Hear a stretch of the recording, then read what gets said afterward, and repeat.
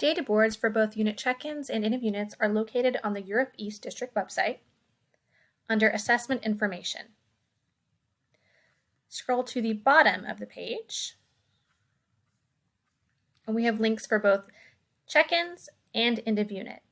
Check-in data boards are not required, although check-ins are required, but we are asking that all end of unit data be inputted into this location. Teachers will select unit check-in data boards, which will link you to a SharePoint site where you select your school.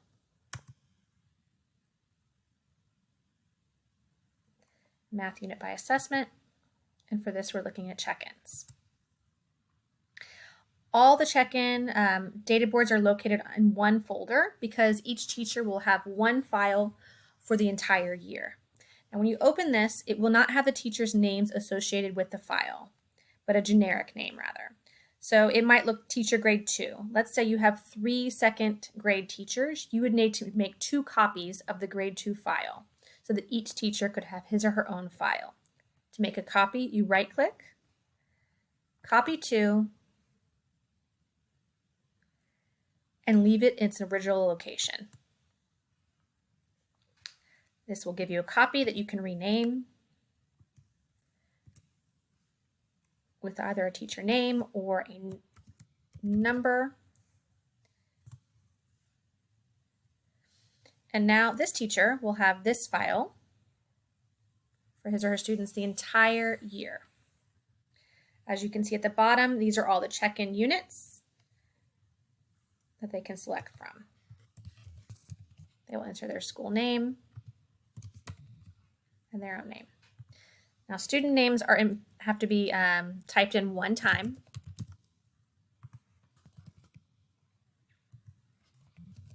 And their start date. Now, if the student is going to PCS withdraw, the teacher would need to type in that date when he or she does. So you go to Unit 1, and it automatically pulls up your roster. This is where you input the student data. If a student missed a question, you simply put an X and select their error and their strategy. Now, each question may have multiple parts. However, there's not a column to place an X for each part of the question. If you're looking at a 4-part question and the student gets 3 of them correctly and then makes like a careless error on the 4th, you can use your discretion to either mark the entire question wrong or mark it correctly. Don't place an X. If you don't feel like it needs to be retaught, don't place an X.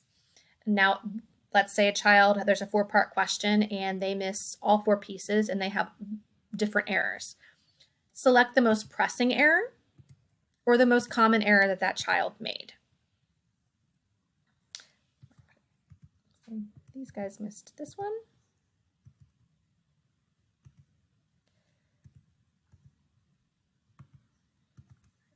Everything I've got in there. Okay, so I input the data and I can move to the right for the whole assessment too. Then you click Unit 1 Small Group. And groups are automatically populated based on the question that was missed. So Maria and Abby are in a group. If I scroll over, Mason is a group because they missed different questions. At the bottom of the page, for this standard question, I believe it's question 2 and 4 were over the same standard. If a student is placed in either of these groups, additional resources are located at the bottom of the page to support that skill. We have resources from Go Math, we have centers, and we have practice pages.